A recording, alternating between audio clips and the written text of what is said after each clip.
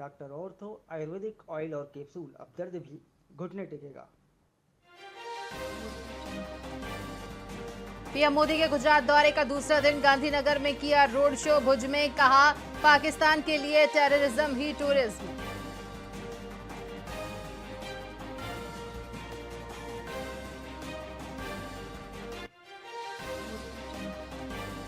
देश में कोरोना से 11 लोगों की मौत, 1047 एक्टिव केस। महाराष्ट्र में सबसे ज्यादा 5 मौतें, एक हफ्ते में 787 नए मामले आए सामने।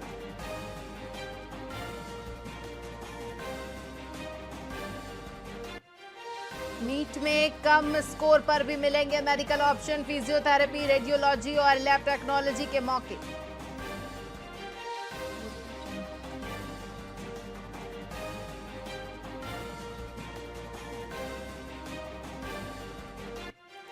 पहलगाम में जम्मू कश्मीर सरकार की स्पेशल कैबिनेट बैठक। आज सीएम उमर पहली बार श्रीनगर या जम्मू से बाहर करेंगे बैठक।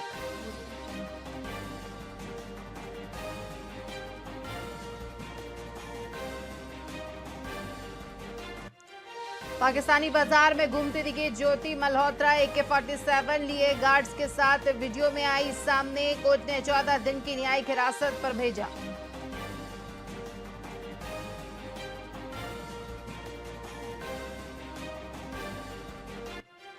नमस्कार, स्वागत है आपका वीआईपी न्यूज में। मैं हूं आपके साथ आयुषी सोनवानी। रुक करेंगे खबरों की ओर। देश की सबसे बड़ी विद्युत उत्पादक कंपनी एनटीपीसी के एग्जीक्यूटिव ने 16 मई को जारी किए गए परिपत्र 976 के खिलाफ एकजुट होकर मुखर विरोध शुरू कर दिया है। कर्मचारियों को अपनी पदोन्नति आदेश का इंतजार था, जिसे 1 अप्रैल को जारी करने की योजना थी, लेकिन इस नए परिपत्र के तहत पदोन्नति की पात्रता अवधि को 1 साल के लिए बढ़ा दिया गया है, जिससे कर्मियों में काफी रोष देखने को मिल रहा है। एनटीपीसी कार्यपालकों की राष्ट्रीय इकाई नेफी ने सभी कार्यपालकों से इस परिपत्र का विरोध करने की अपील की है और प्रबंधन को इसे वापस लेने के लिए ज्ञापन भी सौंपा गया है। एनटीपीसी पद के कार्यपालक 16 मई से काली पट्टी लगाकर और शाम के समय गेट मीटिंग में एकत्रित होकर नारेबाजी कर अपना विरोध प्रकट कर रहे हैं।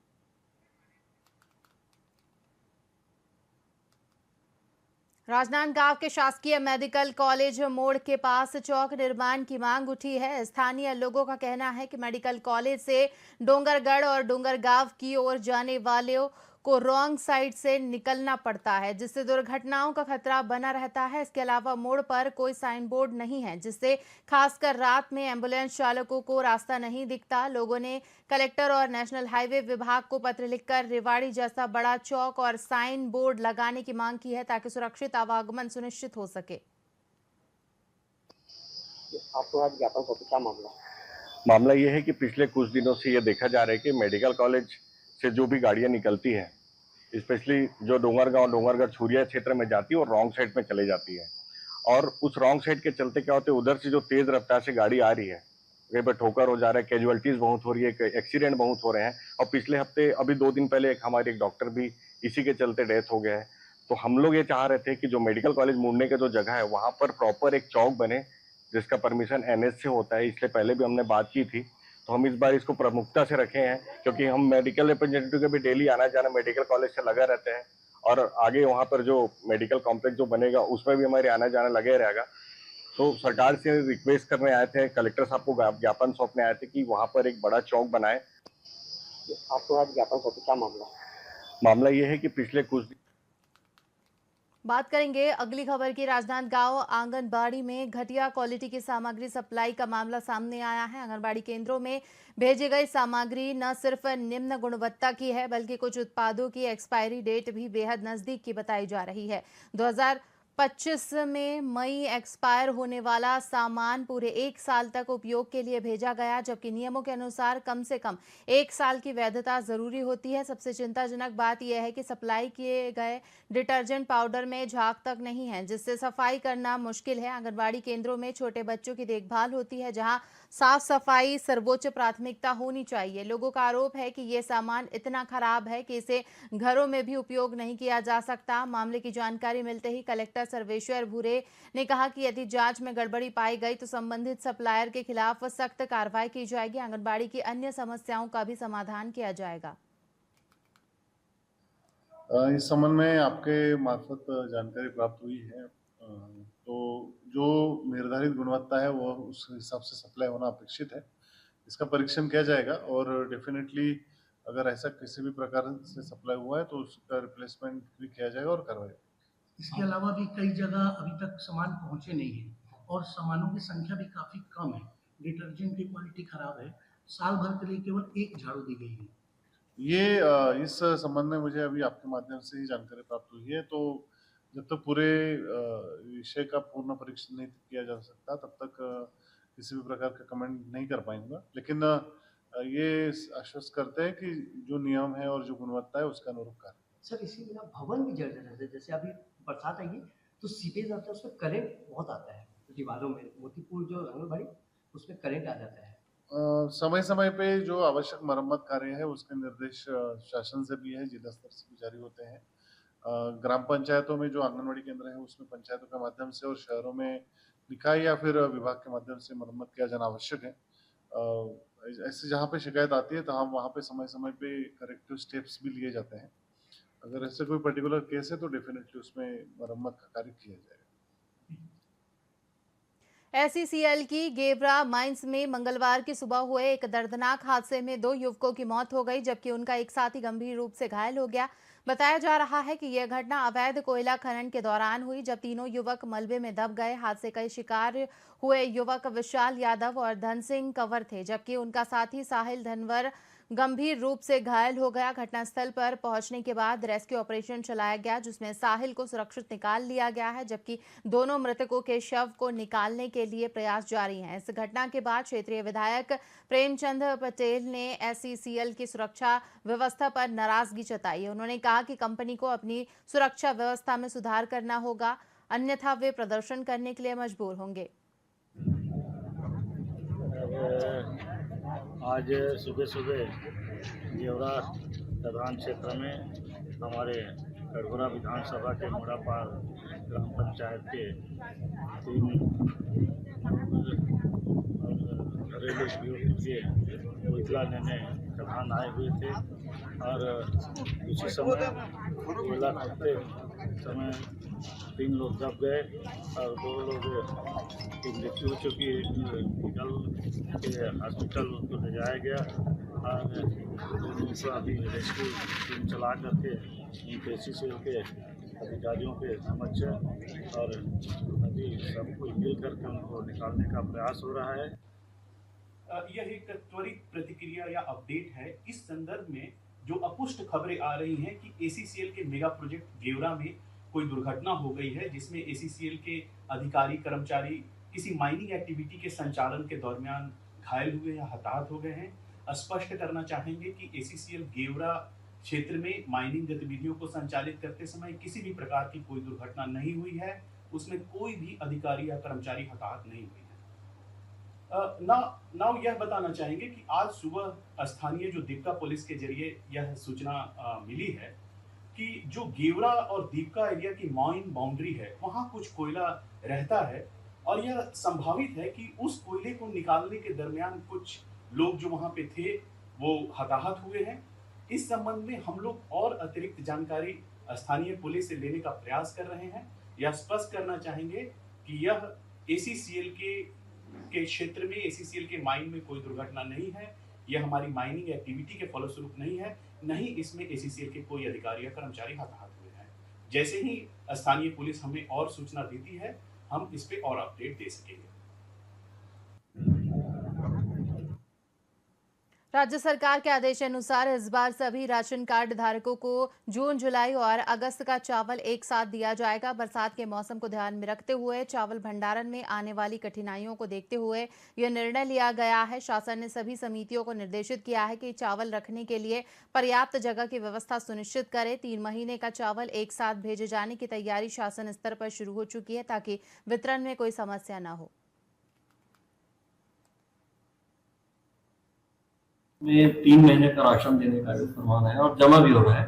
उस पर रखने के लिए परेशानी जाएगी, उसके लिए क्या व्यवस्था करेगी? इसमें हमने ये निर्देश दिया है कि जैसे राशन जमा हो जाता है तो तत्काल वहाँ पे उठाव की व्यवस्था करें। इसके अलावा राशन दुकानों के व्यतिरिक्त अन्य जो पंचायतों के सामुदायिक भवन है उसका अगर वहाँ पे पूरी व्यवस्था है तो उन भवनों का भी उपयोग राशन के भंडारण में किया जा सकता है। क्योंकि अगर हम लोग पूर्व से ही दिन निर्धारित करते जिस दिन भंडारण होगा उसी दिन अगर उठाव हो जाएगा तो बहुत सारी सहूलियत होगी। तो इसी प्रकार का प्लानिंग अभी जिले में है। लगभग 5000 मेट्रिक टन अभी हमारे पास 3 महीने का राशन देने के हिसाब से चावल की कोई कमी है, तो वो भी अभी 2-4 दिनों में जमा हो जाएगा, तो किसी भी प्रकार की किल्लत नहीं रहेगी। कलेक्टर साहब, राजनांदगांव के इतिहास में 3 में बात करेंगे अगली खबर की। शनि जन्म उत्सव के पूर्व दिवस पर रानी सागर स्थित शनि धाम में दीप प्रज्वलन कार्यक्रम भव्य रूप से आयोजित किया गया। कार्यक्रम के मुख्य अतिथि महापौर मधुसूदन यादव रहे, जबकि विशिष्ट अतिथि सुरेश लाल थे। संयोजक राकेश ठाकुर के नेतृत्व में आयोजित इस बैठक में बड़ी संख्या में श्रद्धालुओं और स्थानीय नागरिकों ने भाग लिया। इस 2 दिवसीय कार्यक्रम के पहले दिन शनि धाम में विधि विधान से पूजा अर्चना भी की गई और ऑपरेशन सिंदूर की सफलता को समर्पित करते हुए रानी सागर के चारों ओर लगभग 1 लाख दीप जलाए गए। कार्यक्रम के दूसरे दिन शनि महोत्सव विधिवत रूप से मनाया गया और शाम को भव्य महाप्रसाद का वितरण भी किया जाएगा, जिसमें आम जनता सहित जनप्रतिनिधि शामिल होंगे।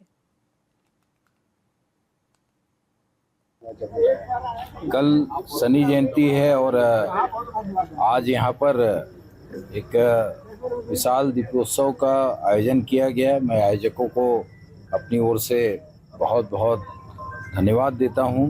2 दिवसीय कार्यक्रम रखा गया है। जन्मोत्सव की पूर्व संध्या पर आज हजारों की संख्या में दीप प्रज्वलित किया गया है और इस बार दीप प्रज्वलन का उद्देश्य जो है ऑपरेशन सिंदूर पर आधारित है। ऑपरेशन सिंदूर जहां आतंकवादियों और पाकिस्तान के द्वारा धर्म पूछ करके जिस तरीके से उनके पतिदेव की, आज देखिए वट सावित्री भी है, भारतीय महिलाएं यमराज से भी भिड़ जाती है अपने पति के लिए। आज उसको धर्म पूछ करके उनके पतियों को जिस तरीके से, हमारे बहनों के पति को जिस तरीके से मारा गया था, वो सिंदूर अब एक प्रकार से जो है एक विकराल रूप लेकर के बारूद बन करके पाकिस्तान के छाती पे धंसा। आज धर्म, संस्कृति, अध्यात्म इसका संगम शनि महोत्सव के आज के इस अवसर पर हम महसूस करते हैं। लेकिन आज इसके साथ ही एक असाधारण बात यह है कि ऑपरेशन सिंदूर को ये कार्यक्रम समर्पित किया गया है। आप देखेंगे दियों की इस आवली में, इस दियों की श्रृंखला में इस भारत देश का तिरंगा झंडा भी लहरा रहा है। ऑपरेशन सिंदूर के पहले देश भर में सिविल डिफेंस को लेकर मॉक ड्रिल का आयोजन किया गया था। इसी कड़ी में आम नागरिकों को आपदा प्रबंधन के प्रति जागरूक करने और उन्हें प्रशिक्षित करने के उद्देश्य से दुर्ग के BIT सभागार में सिविल डिफेंस प्रशिक्षण कार्यशाला आयोजित की गई। इस कार्यशाला में NCC कैडेट्स के साथ साथ 200 से अधिक अधिकारी और कर्मचारी शामिल हुए। कार्यशाला में NDRF और SDRF के विशेषज्ञों ने आपदा के समय जान माल की सुरक्षा, त्वरित प्रतिक्रिया और आत्मरक्षा के उपाय की जानकारी दी।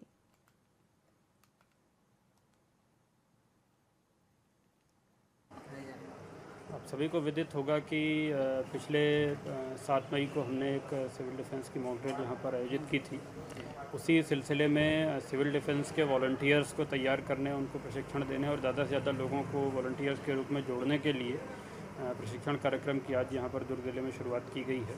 आज जैसा आप देख सकते हैं लगभग 200 वॉलंटियर्स हमारे बीच मौजूद हैं, जिनको सिविल डिफेंस क्या है, उसकी ज़रूरत क्यों है, किस प्रकार से आवश्यकताएं पड़ सकती हैं, क्या अलग अलग रिस्पॉन्सिबिलिटीज़, क्या अलग अलग रोल्स होते हैं और उसके लिए उनको क्या करना होगा किस परिस्थिति में, उसके लिए प्रशिक्षण यहाँ पर दिया जाएगा। थ्योरेटिकल प्रेजेंटेशन के माध्यम से भी प्रशिक्षण है और hands on training, practical training भी यहाँ पर दी जाएगी। और सभी वॉलंटियर्स से हमारा ये भी अनुरोध है कि और ज़्यादा से ज़्यादा लोगों तक हमारी बात को पहुँचाएँ ताकि ज़्यादा से ज़्यादा लोग इसमें जुड़ सकें। और ये ट्रेनिंग प्रोग्राम लगातार चलता रहेगा। समय समय पर हम नए नए वॉलंटियर्स के बैचेस बना करके उनकी ट्रेनिंग करते रहेंगे ताकि कभी भी कोई न केवल दुश्मन की बल्कि कोई नेचुरल डिज़ास्टर, कोई कैलामिटी, कोई आपदा, इस प्रकार की परिस्थिति आती है तो उसमें रिस्पॉन्ड करने के लिए हमारे पास एक डिसिप्लिन्ड सिविलियन फोर्स हो, ये हमारा मंतव्य है।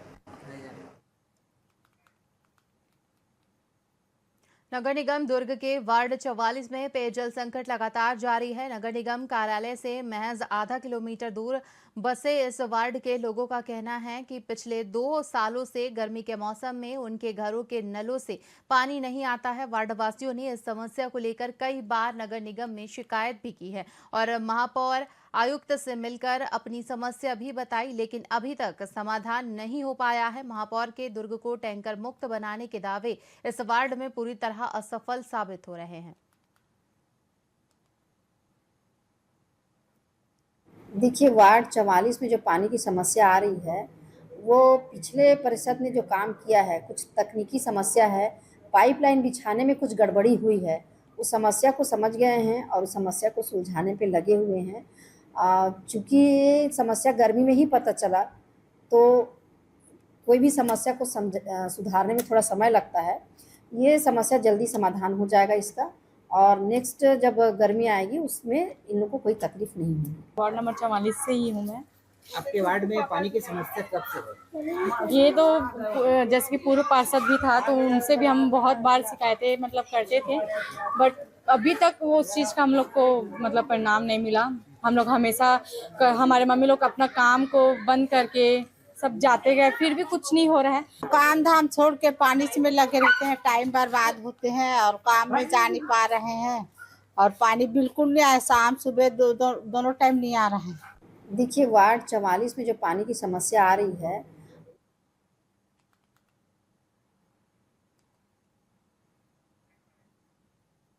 छत्तीसगढ़ में लगातार बढ़ रही गौ तस्करी और गौ माता पर हमलों के खिलाफ गौ सेवकों ने जिला मुख्यालय पर 8 सूत्रीय मांगों को लेकर ज्ञापन सौंपा। कुम्हारी से दुर्ग जिला मुख्यालय तक गौ सेवक उमेश बिसेन के नेतृत्व में दंडवत यात्रा निकाली गई, जो जिला मुख्यालय पर समाप्त हुई। इस दौरान गौ सेवकों ने मिलकर कलेक्टर को ज्ञापन दिया और गौ माता की सुरक्षा और राज्य माता का दर्जा देने की अपील की।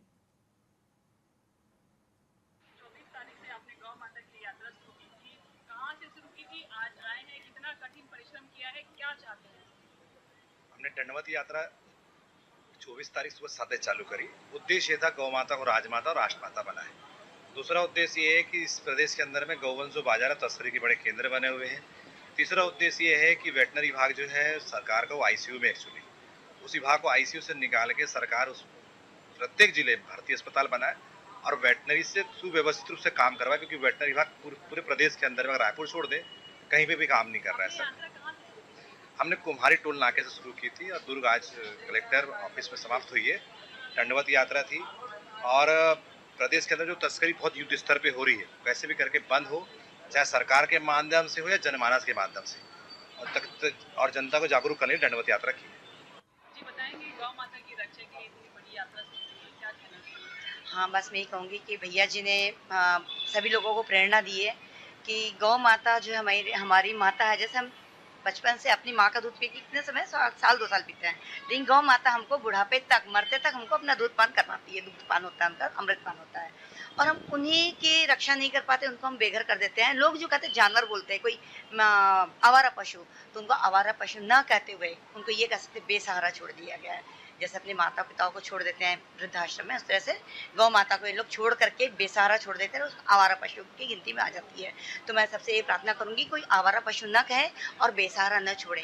रास्ते में ऐसे कभी एक्सीडेंट हो जाता उनका तो वो सुविधा नहीं मिल पाती है। यहाँ प्रॉपर हॉस्पिटल नहीं है, एम्बुलेंस नहीं है। एक एम्बुलेंस की व्यवस्था थी भी, नंबर लगाओ तो वो कभी भी उठेगा नहीं। छत्तीसगढ़ के मुख्यमंत्री विष्णुदेव साय दिल्ली प्रवास के बाद देर शाम रायपुर पहुंचे। उन्होंने मीडिया से बातचीत में बताया कि दिल्ली में कई महत्वपूर्ण बैठकों में हिस्सा लिया, जिनमें नीति आयोग की बैठक प्रमुख रही। इस बैठक में प्रधानमंत्री, अन्य राज्यों के मुख्यमंत्री, सांसद और सेना के वरिष्ठ अधिकारी शामिल रहे। मुख्यमंत्री को ऑपरेशन सिंदूर की सफलता पर बधाई दी गई। उन्होंने बताया कि नीति आयोग की बैठक में छत्तीसगढ़ का विजन 2047 तक 75 लाख करोड़ रुपए के विकास लक्ष्य के साथ प्रधानमंत्री के समक्ष प्रस्तुत किया गया है। दिल्ली प्रवास के दौरान कई बैठकें संपन्न हुई हैं, जिसमें मुख्य बैठक नीति आयोग की गवर्निंग काउंसिल की थी, जो माननीय प्रधानमंत्री जी की अध्यक्षता में होती है। और इसमें सबसे पहले तो देश के सभी प्रदेश के मुख्यमंत्री इसमें रहते हैं और सभी मुख्यमंत्रियों ने और केंद्रीय मंत्रीगण भी रहते हैं और लेफ्टिनेंट जनरल भी रहते हैं। सबने माननीय प्रधानमंत्री जी को और देश के वीर जवानों को ऑपरेशन सिंदूर के शानदार सफलता के लिए सबने बधाई दिया। और नीति आयोग की बैठक में हमने विकसित छत्तीसगढ़ के लिए एक विजन डॉक्यूमेंट जो अपना प्रदेश का है उसको रखा और विजन डॉक्यूमेंट में जो स्पष्ट कार्य योजना है उसको रखा और 2047 तक छत्तीसगढ़ को 75 लाख करोड़ की अर्थव्यवस्था बनाना हमारा लक्ष्य है। और इसमें 3T मॉडल, टेक्नोलॉजी, ट्रांसपेरेंसी और ट्रांसफॉर्मेशन, ये तीनों को आधार मानते हुए आने वाले समय में छत्तीसगढ़ की मजबूत नींव रखने का काम करेंगे। बीजापुर जिले के नक्सल प्रभावित इलाकों में सालों से बंद पड़े स्कूलों को पुनः खोला गया है, लेकिन गुड़ापुर और वेचपाल के प्राइमरी स्कूलों को अभी तक स्थायी भवन या उचित सेटअप नहीं मिला है। शिक्षा विभाग की ये बड़ी नाकामी मानी जा रही है, क्योंकि बच्चों को अस्थायी व्यवस्था में पढ़ना पड़ रहा है, जिससे शिक्षा की गुणवत्ता और बच्चों की सुरक्षा दोनों प्रभावित हो रही है। प्रशासन का दावा है कि स्कूलों के बुनियादी ढांचे को सुधारने और हर बच्चे तक शिक्षा पहुंचाने के लिए लगातार प्रयास कर रहे हैं, लेकिन जमीनी स्तर पर अभी भी कई चुनौतियां बरकरार हैं। बारिश के दिनों में बच्चों की सुरक्षा को लेकर भी चिंता व्यक्त की जा रही है, क्योंकि स्कूलों में कोई ठोस इंतजाम नहीं है। और इस गांव का नाम है लाल केल्लाम है और इस गांव का नाम है कच्चिलवार और स्कूल का नाम है प्राथमिक शाला कच्चिलवार और मैं इस स्कूल का शिक्षा दूत हूँ। स्कूल का समस्या ये है कि इस स्कूल को 2022 में खोले हैं, तब से संचालित है, ऐसी झोपड़ी में ही चल रहा है। और ना स्कूल को बोलते हैं अधिकारी मान कि तुम्हारा स्कूल बन जाएगा, पिछले साल से ही बता रहे हैं बन जाएगा बोल के, लेकिन अभी तक कुछ काम नहीं हो रहा है।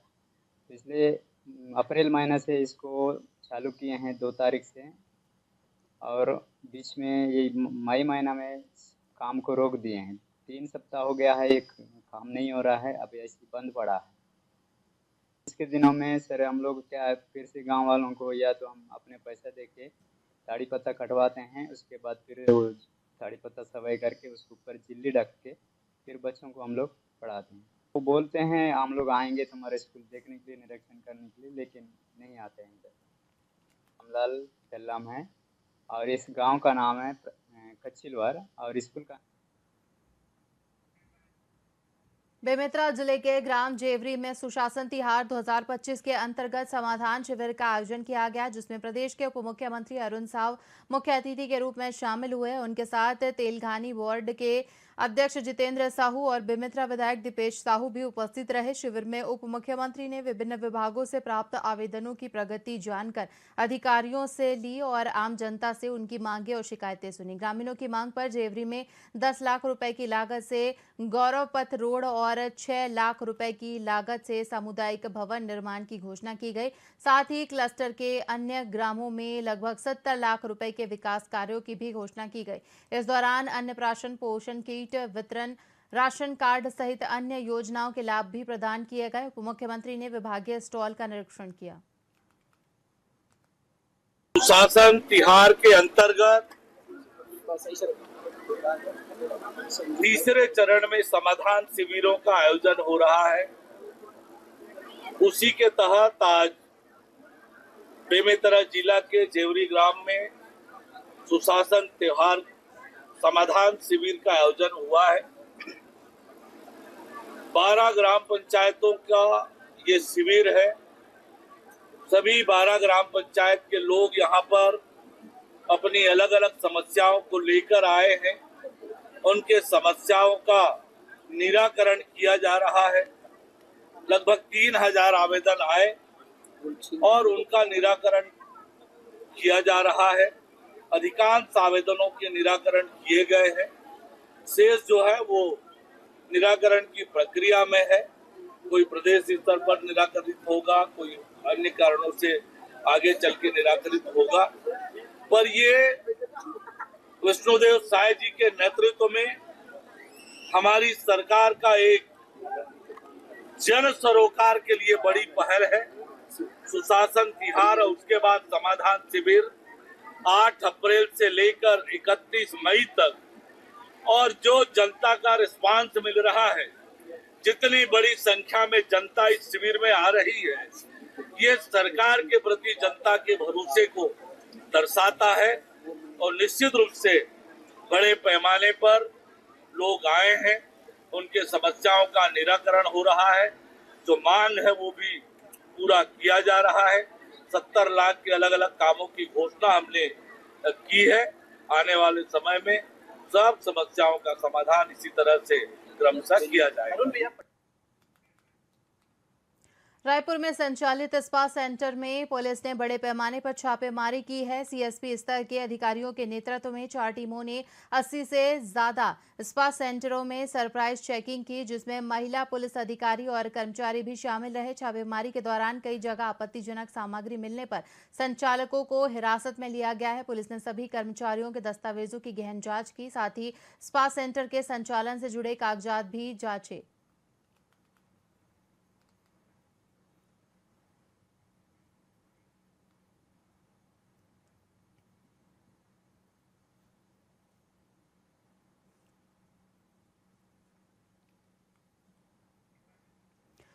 खबर रायपुर से सामने आ रही है, जहां पर रायपुर के कई स्पा सेंटर पर पुलिस ने छापा मारा है। इस दौरान 80 से ज्यादा सेंटरों में सरप्राइज चेकिंग की गई, जिसमें कई स्पा सेंटर में आपत्तिजनक सामान भी बरामद किया गया है।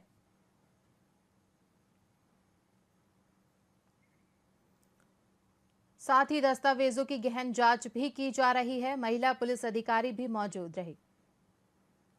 रायपुर शहर के कुछ स्पा से सूचना मिल रही थी कि वहाँ पर बाहरी लोग आकर, बाहरी युवतियाँ आकर अवैध रूप से वहाँ रह रही हैं। 40 स्पा सेंटरों पर छापेमारी कार्रवाई की, जिससे डॉक्यूमेंट लाए गए हैं। डॉक्यूमेंट का वेरिफिकेशन चल रहा है। कुछ लोगों को थाने लाए थे, उनसे पूछताछ करके फिलहाल उनको छोड़ा गया है। जितने भी दस्तावेज हैं उनकी चेकिंग की जाएगी। दस्तावेज में जो भी तथ्य पाए जाएंगे, यदि कोई गैर कानूनी तरीके से कोई रह रहा हो तो उनके खिलाफ सख्ती से वैधानिक कार्रवाई। कुछ बाहरी लोग रह रहे हैं, बाहरी जगह के हैं, अवैध रूप से रह रहे हैं, तो इस कारण से छापेमारी कार्रवाई की गई थी। और छापेमारी में कुछ दस्तावेज हमने बरामद किया है, उसकी जांच की जाएगी। जांच के बाद वैधानिक कार्रवाई। छत्तीसगढ़ के मुख्यमंत्री विष्णुदेव साय 2 दिवसीय दौरे पर दोपहर रायपुर से रवाना हुए। सुशासन तिहार कार्यक्रम के तहत वे सारंगगढ़ और रायगढ़ जिले का दौरा करेंगे, जहां औचित्य निरीक्षण और समीक्षा बैठक की जाएगी। मुख्यमंत्री ने कहा कि विधायक भी शिविर में पहुंच रहे हैं और सरकार के कामों की समीक्षा के साथ समस्याओं का समाधान किया जा रहा है। शिक्षकों के युक्ति युक्त कारण के विरोध पर मुख्यमंत्री ने स्पष्ट किया है कि ये निर्णय बच्चों के हित में है। और अजीत जोगी की प्रतिमा चोरी मामले पर भी सीएम ने अपनी प्रतिक्रिया व्यक्त की।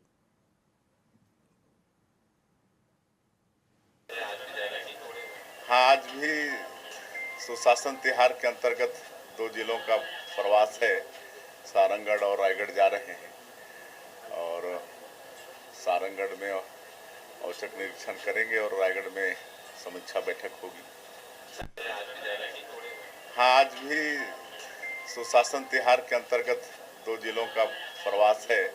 सारंगगढ़ और रायगढ़ जा रहे हैं और इसी के साथ खबरों में फिलहाल इतना ही। तमाम बड़ी खबरों के लिए देखते रहिए VIP न्यूज़। मुझे दीजिए इजाजत। नमस्कार।